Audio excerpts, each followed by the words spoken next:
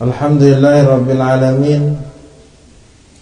Wassalatu wassalam ala nabiyina Muhammad wa ala alihi wa sahbihi ajmain. Wa ba'd, alhamdulillah, kita bersyukur atas segala nikmat yang Allah Subhanahu wa taala berikan kepada kita, sehingga pada malam hari ini seperti biasanya setiap hari Jumat malam Sabtu diadakan kajian rutin di Masjid Al-Furqan ini.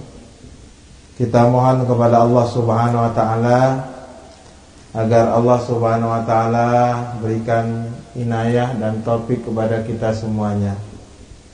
Selawat juga serta salam marilah kita perbanyak kepada Rasulullah sallallahu alaihi wasallam, karena dengan banyak kita berselawat kepada Nabi sallallahu alaihi wasallam, maka Allah akan angkat derajat kita, dan yaumil kiamat kelak Allah Subhanahu wa taala berikan syafaat nabinya dengan izinnya.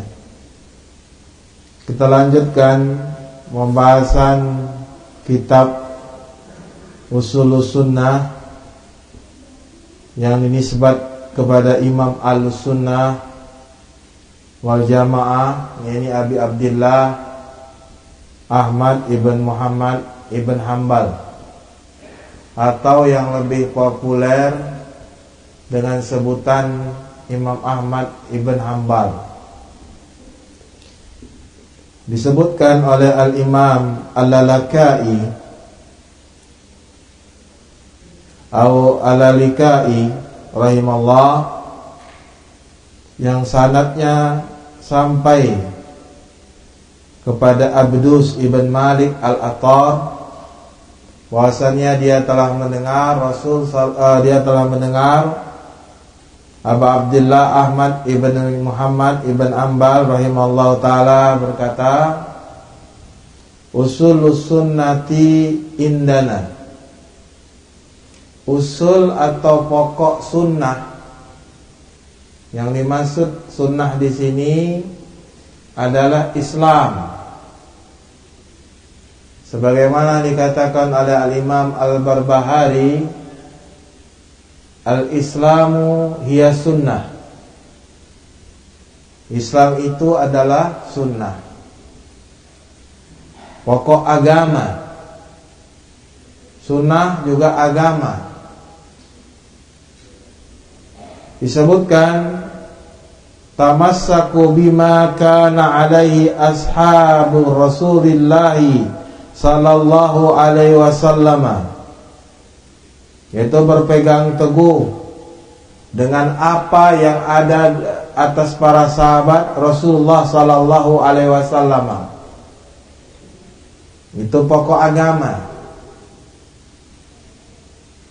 Wa iktida'u bihim, dan menjadikan para sahabat itu sebagai qudwah, teladan. Ya, karena memang kalau kita tidak punya metode, tidak punya manhaj dalam beragama, kita akan bingung. Bagaimana kita beragama? Bagaimana kita beribadah? Bagaimana kita berakidah? Kita akan bingung.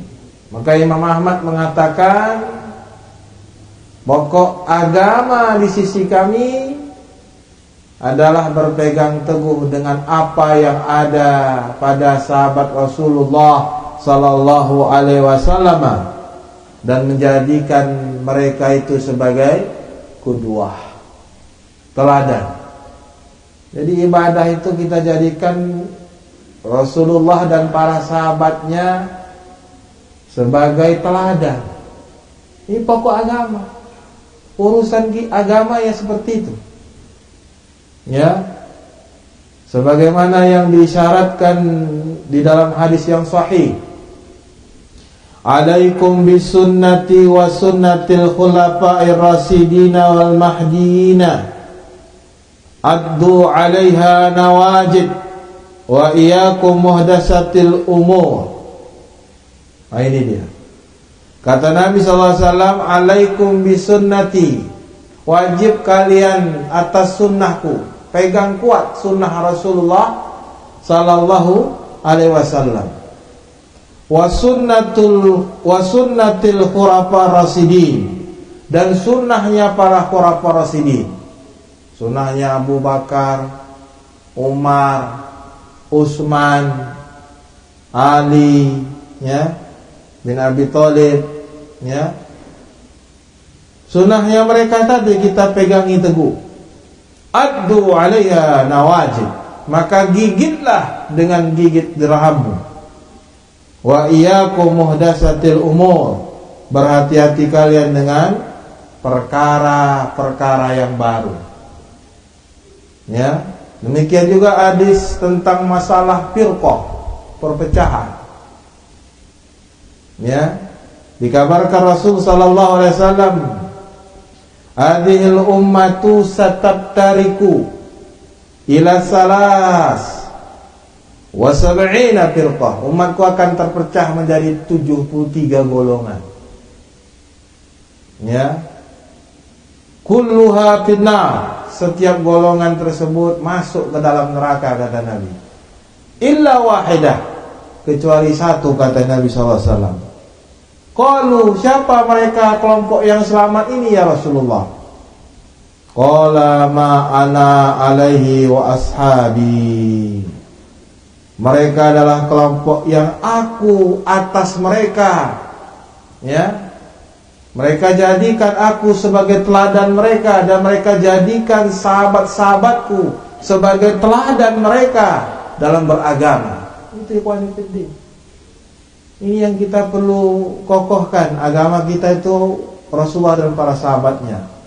Berpegang teguh kita dengan apa yang dipegangi oleh para sahabat dan Rasulullah sallallahu alaihi wasallam. Kemudian hadis lain dalam riwayat Sunan Ibnu Majah, taraktukum ala al-baydah, aku tinggalkan kalian, kata Nabi, ala al-baydah, cerah, jelas. Ditinggalkan kita agama ini oleh Nabi kepada kita, baydah, putih, cerah, jelas. Lailuha kanahariha, kata Nabi, malamnya seperti siangnya. Jelas. Malam ini kan jelas malam, siang jelas, malam jelas. Ya, la yazighu anha ila halik, maka tidak ada yang menyimpang, ya, dari agama tersebut kecuali dia akan binasa. Tak boleh kita menyimpang dari apa yang diajarkan Nabi, yang diamalkan para sahabat Nabi. Maka dikatakan oleh beliau, fasahabatus tamassaku biha, maka para sahabat berpegang teguh dengan hal tersebut.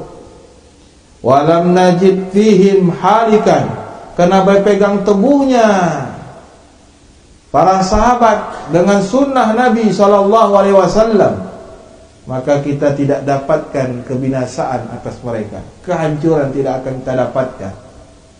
Ya, wazaga ba'dan nas ba'dahum, ya, yang terjadi kehancuran manusia setelah para sahabat. Maka di akhir-akhir masa periode sahabat, muncul di tengah-tengah masa tabi'in, muncullah intisarat bid'ah, muncul bid'ah. Kapan bid'ah itu muncul? Bukan zaman sahabat. Di akhir sahabat masuk di masa tabi'in. Ya. Yang pertama kali muncul bid'ah di masa tabi'in, di akhir masa sahabat, babada'at firqatul khawarij, muncul bid'ah khawarij. Warawafid, muncul bid'ah rawafid, Syiah. Ya, di akhir khalifahnya Ali bin Abi Thalib. Fa arsala ilaihim Abdullah bin Abbas, maka Ali mengirim tokoh ahli tafsir, ulama di zaman sahabat, yakni Ibnu Abbas, liyunazirahum, untuk bermunazarah, berdiskusi dengan mereka. Ya, summa ba'da dzalik sallu suyufa 'alal muslimin. Ya, kemudian setelah itu terjadilah perperangan, ya, atas kaum muslimin. Faqatalahum, maka Ali bin Abi Thalib memerintahkan untuk memerangi orang-orang Khawarij tadi. Jadi memang Khawarij itu memang harus diperangi. Amirul Mukminin memerangi Khawarij, Ali bin Abi Thalib memerangi Khawarij yang mereka itu tidak mau kembali setelah mendapatkan hujah dari Ibnu Abbas, dinasihati, yang tidak mau kembali diperangi oleh Ali bin Abi Thalib. Maka ikhwani fiddin rahimani wa rahimakumullah, ya, maka kita sepakat setelah, ya, masa sahabat, pada masa sahabat tidak ada perselisihan di antara mereka, gak ada cekcok di antara para sahabat, ya. Maka oleh karenanya ketika kita mengambil teladan para sahabat Nabi dalam beragama, fihi an-najah, maka kita akan selamat. Ikhwani fiddin, selamat kita. Antum bingung nih, ini katakan boleh, ini katakan tak boleh, ini ada pendapat ulama boleh, hadis Nabi tak ada, ini demikian ada hadisnya, yang mana yang dipegang ini? Ya, maka kita nyatakan apa yang dilakukan oleh para sahabat Nabi, maka itu adalah teladan kita dan qudwah kita. Itulah yang kita pegangi. Wasapinatun najah, menjadikan mereka sebagai teladan. Kita jadikan para sahabat Nabi sebagai teladan dalam beragama kita, contoh dalam beragama kita tadi, itu merupakan perahu keselamatan. Kenapa? Banyak di antara kita tidak menjadikan para sahabat Nabi sebagai teladan dalam beragama. Ya, maka menjadikan para sahabat Nabi sebagai qudwah, sebagai teladan kita dalam beragama, maka itu adalah perahu keselamatan. Ikhwani fiddin. Ya. Kenapa demikian? Li'annahum syahidu nuzulal wahyi. Karena para sahabat itu menyaksikan kapan turun wahyu. Bahkan ketika turun wahyu, para sahabat hadir di tengah Rasul sallallahu alaihi wasallam. Masih enggankah kita menjadikan sahabat sebagai teladan kita? Wahyu itu turun di tengah mereka. Ya. Wa talaqu fiqhal Qur'ani wa sunnah. Para sahabat itu bertelaki, belajar dengan Rasulullah sallallahu, Al-Quran dan sunnah. Fikihnya mereka ambil langsung dari Rasul sallallahu alaihi wasallam. Maka orang yang paling pintar dalam agama ini adalah sahabat Nabi, karena murid langsung Rasulullah sallallahu alaihi wasallam. Wa tatbiqu dzalik bi Rasulullah sallallahu alaihi wasallam. Bahkan mereka menerapkan apa yang dilakukan Rasul sallallahu alaihi wasallam, mereka lakukan. Dan mereka menjadikan Rasulullah SAW itu sebagai suri teladan dalam beragama. Kalau enggak sampai. Banyak hadis dari para sahabat tentang tata cara sholat, tata cara wudu, tata cara beragama. Kalau bukan dari sahabat Nabi SAW, maka tidak akan sampai kepada kita. Maka hendaklah kita jadikan Rasulullah dan para sahabatnya itu qudwah kita, teladan dalam beragama.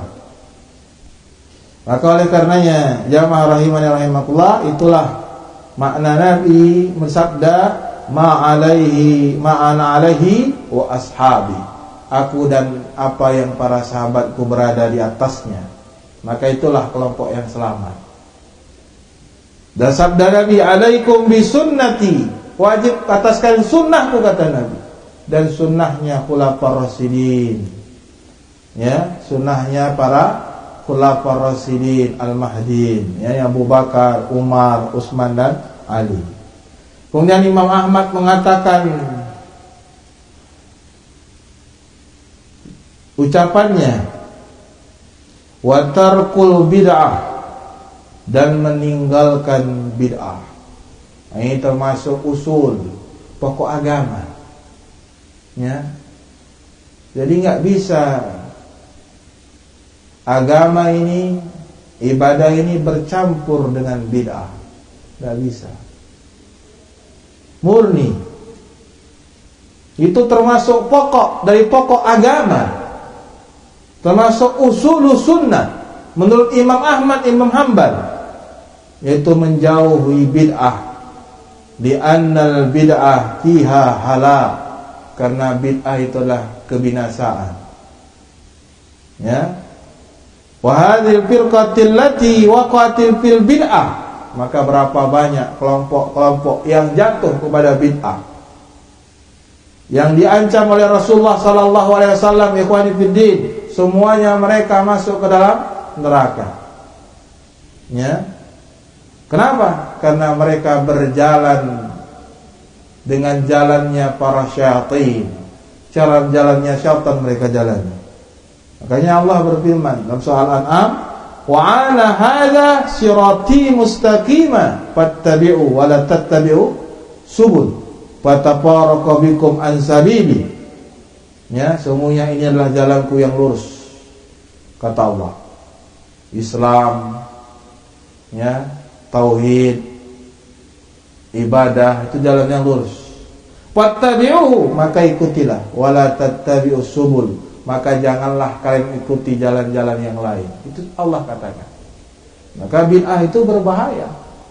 Kita kalau ikuti bid'ah, kita ngikuti jalan-jalan selain siratal mustaqim. Bahaya Pak itu. Ya.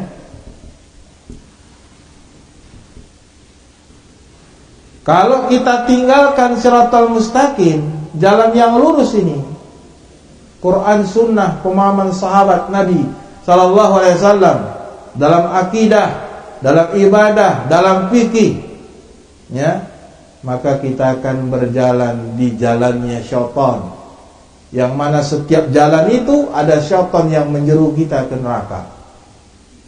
Makanya hati-hati. Makanya usul menurut Imam Ahlussunnah wal Jamaah itu, kita mesti menjauhi bid'ah. Ya. Nabi sallallahu alaihi wasallam memperingatkan kita, mentahzir dari bid'ah dan dolalah. Di antaranya Rasul sallallahu alaihi wasallam mengatakan, man ahdasa fi amrina hadza ma laisa minhu fawaraddun.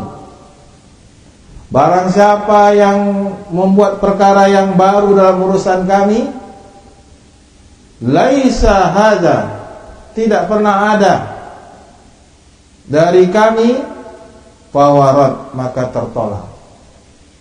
Jadi kalau nggak ada jalannya kita ibadah, nggak ada petunjuk, nggak ada teladan, ya Rasul tak buat, para sahabat tak buat, apa yang mesti kita?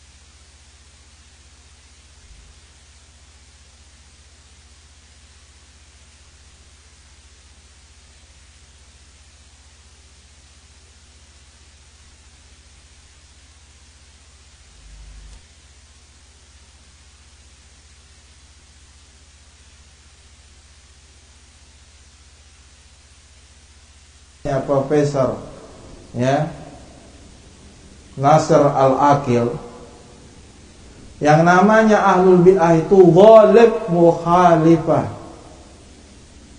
Mayoritas perbuatannya itu, ya, menyelisihi akidah, ya, Ahlus Sunnah wal Jamaah. Itu Ahlul Bid'ah. Itu disebut dengan Ahlul Bid'ah. Banyaknya dia menisihi sunnah, banyaknya dia menisihi akidah. Ahlus Sunnah wal Jamaah terlalu banyak dan dia menyeru terhadap apa yang diselisihkannya itu. Maka itu orang itu baru dia disebut dengan Ahlul Bid'ah. Siapa mereka? Khawarij, Ahlul Bid'ah. Ya. Kemudian Rafidah, itu Ahlul Bid'ah itu. Mu'tazilah. Siapa lagi? Ya. Apa lagi? Ahlul Kalam, filsafat. Itu Ahlul Bid'ah. Karena mereka terlalu banyak mengisi yakni Al-Quran dan Sunnah Nabi Sallallahu Alaihi Wasallam. Ya, ini kawannya yang akidahnya benar, ibadahnya benar, intisab kepada Al-Quran dan Sunnah dengan pemahaman salaf, yukumi Ahlul Bid'ah. Ya kan? Terlalu sekali, ya kan?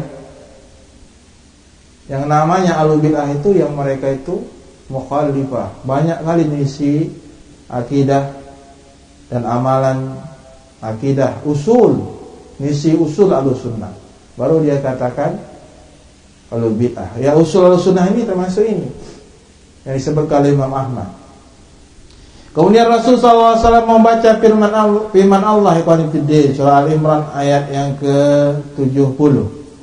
Huwallazi anzala 'alaikal kitaba minhu ayatun muhkamatun hunna ummul kitab. Dialah yang menurunkan kepadamu Al-Quran ya Muhammad. Minhu ayatun muhkamat. Dalam Al-Quran itu ada ayat-ayat muhkamat, ayat-ayat pokok atau induk. Hunna umul kitab, dia adalah induk Al-Quran. Wa ukharu mutasyabihat, dan dalam Al-Quran itu ada ayat-ayat mutasyabihat. Fa ammal ladzina fi qulubihim zayghun, adapun orang-orang yang hati mereka itu ada penyimpangan, kata Allah, fayattabi'una ma tasyabaha minhu ibtigha'al fitnah, maka yang dia ikuti itu bukan ayat muhkamah. Orang yang ada penyimpangan, yang kata Allah, di hati mereka, yang dia ikuti adalah ayat-ayat mutasyabihat. Untuk apa? Untuk mencari-cari fitnah, wa batigha'a ta'wilih, dan untuk mencari-cari takwil. Wa ma ya'lamu ta'wilahu illallah, kemudian tidak ada yang mengetahui takwilnya kecuali Allah Subhanahu wa ta'ala. Lima ta'ala hadil ayat, maka takala Rasul membaca ini, kemudian Rasul bersabda, fa idza ra'aital ladzina yattabi'una ma tasyabah, apabila engkau lihat ada orang-orang yang mencari-cari ayat mutasyabihat, bukan dikembalikan kepada ayat muhkamat, wa ulaikal ladzina samallahu, maka merekalah yang disebut oleh Allah hal tersebut tadi. Fahdharuhum, kata Nabi, maka jauhilah mereka, berhati-hatilah mereka. Wallahu bayyana anna min qulubihim zaygun, maka Allah telah terangkan, jelaskan, orang-orang yang di hati mereka itu ada zaid, yang mereka inginkan adalah fitnah, kerusakan, ya, dalam pemahaman agama yang tadi. Itu yang mereka ikuti. Maka tidak pernah kita dapati ahli bid'ah kecuali mereka bermain-main dengan ayat-ayat mutasyabihat, ya, dari kalam Allah, dari sabda Nabi, mereka bermain-main. Untuk apa? Liyudillan nasu fi dzalik, untuk menyesatkan manusia dengan ayat-ayat tersebut tadi. Maka ikhwani fiddin rahimani wa rahimakumullah, maka ini adalah perkara yang fakta dan realitanya.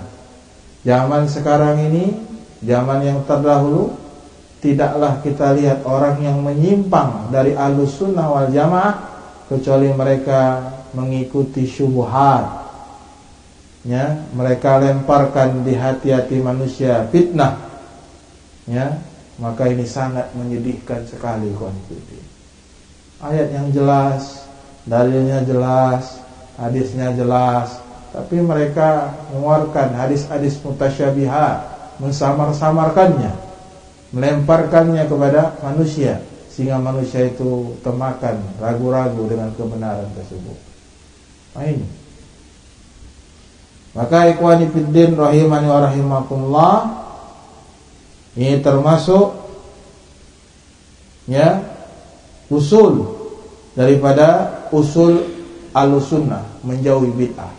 Nabi SAW itu mata beliau merah, suara beliau tegas, selalu beliau mengatakan wa kullu bid'atin dolalah. Diingatkan.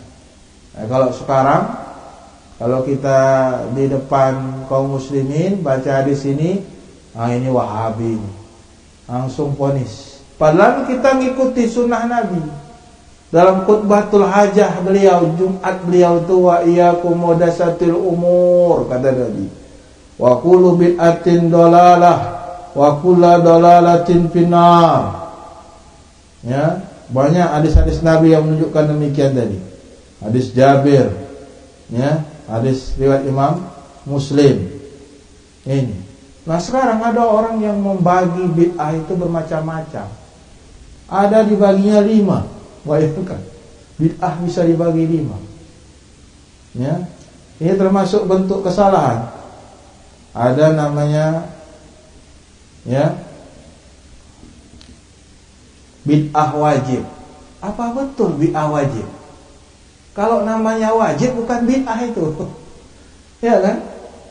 Yang namanya kalau misalnya ada bid'ah yang wajib itu bukan bid'ah. Wajib perintah, bid'ah ditinggalkan. Kok bid'ah wajib? Secara definisi aja pun kita bingung memahami gimana bid'ah yang wajib. Selama itu ada dalil, ada perintahnya, wajib bukan bid'ah. Bid'ah itu adalah masalah agama. Ada lagi yang mengatakan bid'ah mustahibat, bid'ah yang sunnah. Bid'ah dengan sunnah digabung lagi. Mana coba? Anda pun nggak paham ikhwan fillah. Kok bisa ada bid'ah itu dibagi 5? Bid'ah wajib, bid'ah sunnah, bid'ah makruh, bid'ah haram. Gimana coba?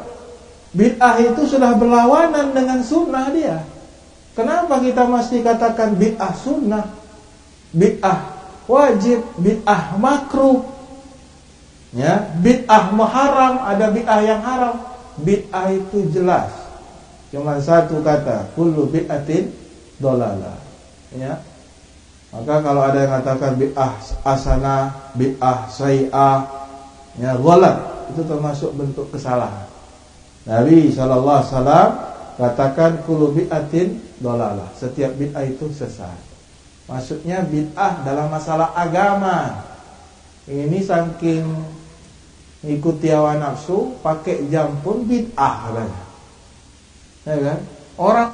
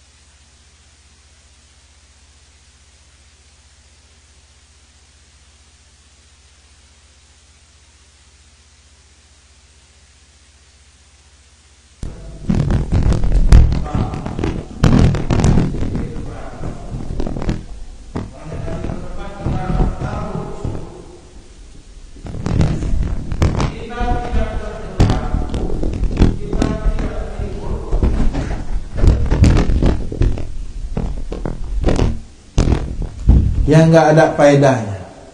Kalau orang itu dikasih tahu sudah nggak mau tahu, itu nggak usah maksa. Itu namanya debat kusir. Sekali sampaikan, ini hadisnya, ini ayatnya, ini keterangan para ulamanya, ya, begini caranya, lepas. Dia mau tanya jawab, dia mau tanya jawab. Kalau dia nolak, udah tinggalkan akhi. Nah boleh kita terlalu banyak ahli berdebat, ya. Kita hanya sebatas, kata Imam Ahmad, menjelaskan kebenaran, jelaskan hadisnya, jelaskan maknanya, begini pemahamannya, begini pemahaman para ulama, begini amalan sahabatnya, gitu. Ya, dan dalam munakasah, dalam kita berdiskusi dengan siapapun, yang kita pegang surat Nahl ayat 135. Wajadilhum billati ya ahsan. Debat dengan cara yang baik. Ini debat pukul meja, ya kan? Ya, ini nggak betul. Debat maki-maki, memponis, tak boleh. Kita jelaskan secara baik aja. Ya, kalau seorang manusia tadi dia nggak bisa menahan amarahnya, antum nggak bisa menguasai emosional, itu antum jangan debat, berkelahi nanti. Ini dilarang, makanya tarkul husumat. Nggak semua orang itu harus kita bantai, ya, nggak semua orang itu harus kita jelaskan, nggak. Apalagi temperamen antum tuh nggak bisa membawa diri, ya, berdebat menggetar dong, mau mukul aja. Nggak usah itu, kalau antum mulai seperti itu nggak usah debat, antum diam aja, antum tinggalkan aja.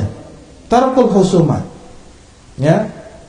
Kalau seperti itu madmumah, perdebatannya tercela. Ya fair sama fair, tenang sama tenang itu debat. Ya, jadi kita tidak berdebat, tidak memperbanyak debat, kecuali kita hanya memberikan penjelasan. Kita bantah dengan sesuai dengan bantahannya, dengan kata-kata yang baik, bukan dengan cara menang kalah. Nah, ini banyak ikhwan-ikhwan. Kalau debat menang kalah, cari menang kalah. Bukan itu, ya, kita berdiskusi supaya nampak kebenaran. Itu dia, bukan menang atau kalah. Kemudian wal julusi ma ashabil hawa. Ini termasuk pokok dari pokok agama, pokok as-sunnah, yaitu kita tidak duduk dengan ahli hawa. Ahli ahwa itu sama. Para ulama mengatakan ahli ahwa itu sama dengan ahli bid'ah. Jangan antum katakan setiap orang yang buat bid'ah, satu kali dia buat bid'ah, satu kali berisi sunnah, antum ponis terus ahlul hawa. Tak boleh, lagi. Yang namanya ahlul hawa itu, ahlul bid'ah itu memang mereka itu hampir mayoritas nisihi usul ahlus sunnah wal jamaah, akidah ahlus sunnah wal jamaah. Kalau fikih diselisih mungkin nggak ada masalah, tapi akidah ahlus sunnah diselisih. Seperti Mu'tazilah, Khawarij, Syiah, Qadariyah. Nah, itu ahlul hawa, mereka itu ahlul bid'ah. Ya, ini seorang sunni, akidahnya benar, berpegang teguh Quran sunnah, kita ponis ahlul bid'ah, kejamnya dikau. Ya, yang namanya ahlul bid'ah itu mukhalifah, ghalib, misinya banyak dalam masalah akidah. Maka manusia itu banyak tergelincir dalam duduk dengan julus dengan ahli hawa. Ya, mereka terpengaruh, oh, ini ahlul bid'ah ini cerdas sekali, ya, pinter, luar biasa, retorikanya mantap, ahli hadis. Akhirnya mereka ikut, ya, walau mereka tahu itu duduk dengan mereka itu, mereka adalah banyak misi akidah, misi sunnah, duduk. Akhirnya awalnya yang duduk tadi nolak bid'ah, lama kelamaan menjadi kawan mereka dan menjadi berbuat bid'ah bersama mereka. Ini dalilnya ada, kita dilarang duduk dengan ahli bid'ah, Qadariyah, Khawarij, Syiah, Rafidah, ya, Mu'tazilah. Dalilnya surah Al-An'am ayat 68. Wa idza ra'aital ladzi yahudduna fi ayatina. Apabila kalian melihat mereka itu, ya, bercakap-cakap tanpa ilmu tentang ayat kami. Antum bayangkan tuh, apalagi sufi batiniyah, itu menafsirkan Al-Quran itu nggak sesuai dengan teks lagi, tapi dengan batin. Bayangkan, ikhwan, Ayat Allah tuh ditafsirkan, dimain-mainkan luar biasa. Ya, kita duduk pula, dengar pula di situ. Ini bahaya. Maka jangan, kata Allah, duduk bersama mereka-mereka yang berkata tentang ayat-ayat kami tanpa ilmu. Fa'arid anhum, maka berpalinglah dari mereka. Hatta yahudduna fi hadisin ghairi, sampai mereka bicara tentang masalah yang lain. Nah itu, kalau dia bicara agama, sufiah, batiniyah, ya, dengerin. Ya, tarekat tijaniyah, ya, wahdatul wujud, Allah masuk ke dalam diri makhluk, sebenarnya itulah jelmaan Allah semuanya, kan berbahaya. Jangan duduk kita dengan mereka. Ya, itu Allah peringatkan. Wala taqu ma'hum, jangan duduk bersama mereka, jangan mendengar dari mereka tadi. Maka ikhwani fiddin rahimani wa rahimakumullah, ya, ini termasuk hal yang batil. Kita duduk dengan alul hawa. Antum jangan pede duduk dengan Syiah, duduk dengan Khawarij, duduk dengan Rafidah, dengan Mu'tazilah, Qadariyah, Ahlul Kalam, filsafat. Jangan pede, tinggalkan yang demikian tadi. Itu termasuk perintah dari Allah Subhanahu wa taala. Ya. Juga, ya, sebutkan Rasul SAW bersabda, yakunu unasun fi ummati ya'tunakum bima lam ta'lamu. Akan datang manusia dari kalangan umatku, kata Nabi, mereka datang bima lam ta'lamu, dengan apa yang mereka tidak ketahui. Antum enggak ketahui apa yang mereka sampaikan tersebut. Wala abaukum, artinya orang-orang tua kalian tidak mengetahui apa yang mereka sampaikan tersebut. Fa iyyakum wa iyyahum, maka berhati-hatilah kalian terhadap mereka, ya, kepada ahlul hawa tadi. Ya, Syekh Abdul Razak itu ahli ulama akidah, tapi dia tak mau baca buku-buku sesat. Ya, tak mau baca. Karena kalau kita baca buku-buku sesat dari hati kita tuh lemah, bisa saja masuk syubhat itu kepada kita tadi. Sebagaimana yang disebutkan oleh Ibnu Sirin, Ayub As-Sittiyani, kana wahidun minhum la yastami' ila sayyidu bid'ah. Ibnu Sirin ini ahli tafsir mimpi, ahli Quran, tabi'in. Ayub As-Sittiyani ahli hadis, bukan cilik-cilik. Sebagai a'imah, Imam Syafi'i, Imam Ahmad, Imam Malik, ya, Imam Abu Hanifah, la yastami'u ila sahibi bid'ah. Mereka tidak pernah mau dengar ahli bid'ah. Walau arada alaihi, walaupun disampaikan mereka, yaqra alaihi hadisan, satu hadis, tak mau dengar. Au ayatan, satu ayat, ya, maka dikatakan kepada mereka, kenapa tidak mau mendengar walaupun satu ayat, walaupun satu hadis? Inna qalbi laisa biyadi, sesungguhnya, kata, ya, Ayub As-Sittiyani, sesungguhnya hatiku tidak berada di tanganku. Aksya ayat jifa fi qalbi fitnah, aku takut akan tersambar hatiku fitnah. Fala astati'u, sehingga aku tidak mampu anzi'aha, untuk melepaskannya. Antum hati-hati, dengar sini, dengar sana, bantah, kena syubhat, tewas, ya kan? Tak bisa jawab. Bentar ini gimana bantahnya nih Ustaz? Belajar bantah-bantahan, antum tak usah. Belajar kita di sini akidah, belajar kita usul Ahlussunnah. Ya, tak usah belajar bantah sana bantah sini, nanti antum tak bisa bantah. Ya. Baik. Fala astati' fasalamah la yu'addilu syai'in. Maka itulah yang selamat tadi. Jangan kita dengarkan sedikit apapun. Maka ikhwan fillah rahimani wa rahimakumullah, mari kita terus belajar akidah, belajar hadis, belajar tafsir, sehingga taksirul ilm, kuatnya dasar ilmu kita tadi, ya, sehingga kita tidak terombang-ambing dalam agama ini. Maka salah satunya untuk kita tahsilul ilm, kuatnya ilmu kita membaca kitab Imam Ahmad, ya, ulama besar, ahli hadis, ya. Bahkan dikatakan beliau ini hafal 1 juta hadis. Antum berapa hafal hadis? Dengan sanadnya 1 juta hadis dia hafal. Imam Ahmad 1 juta hadis, maka dia dikatakan khalifah, amirul mu'minin fil hadis. Imam Ahmad Ibn Hanbal sembarangan. Ya, apa yang disampaikannya benar. Ini termasuk kitab mutabarah, ya, kitab-kitab besar. Kalau Fatwa MPU mengatakan kitab-kitab mutabarah itu kitab-kitab 4 mazhab yang dikarang oleh 4 mazhab, Imam Syafi'i, Imam Malik atau murid-murid mereka. Itu mutabarah, ya. Lain nggak bisa ini. Kalau kita digoyang nggak bisa. Ini kitab yang sangat kuat, kitab mutabarah yang dibolehkan dibaca dimanapun. Jadi ikhwani fiddin rahimani rahimallah, ini saja insyaallah taala. Nanti kita akan baca pokok akidah sunnah yang selanjutnya tentang kedudukan sunnah dan hubungannya dengan Al-Quran. Ya, ini luar biasa ini.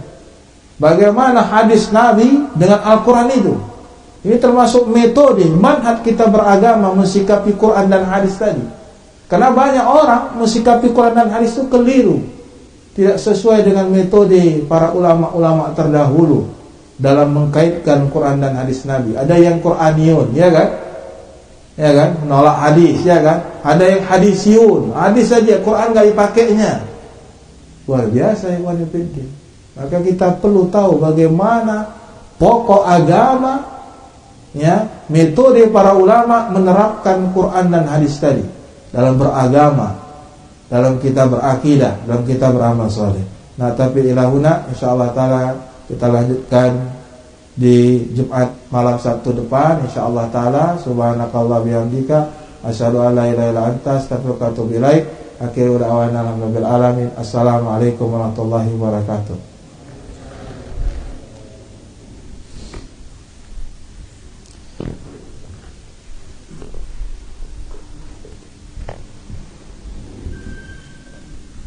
Bismillah.